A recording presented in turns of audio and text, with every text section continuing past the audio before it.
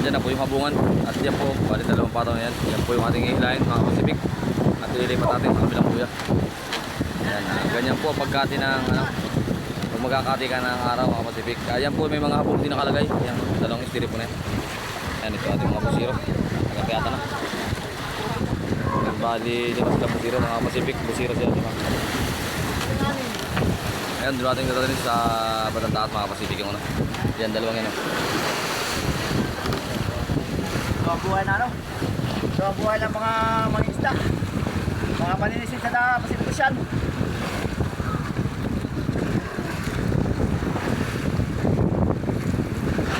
Mga Pacific, yan po. Ayan, natihilahin na. Ayan, ganito po talaga ang hanap buhay namin mangingisda dito sa laut. Talagang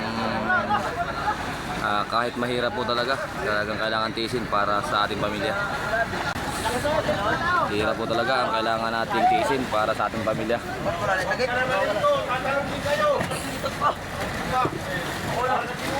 Ayun, at iangat po itong series at mamaya po uli ito ibababa sa kabilang buya. Ayan. Ito po bangka natin, ito pinananakbo. Ayan.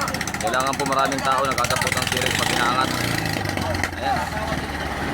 Sobrang taas po kasi nung palatik kaya halos talagang hirap. Kailangan maraming tao magabot ng pag-akyat ng service.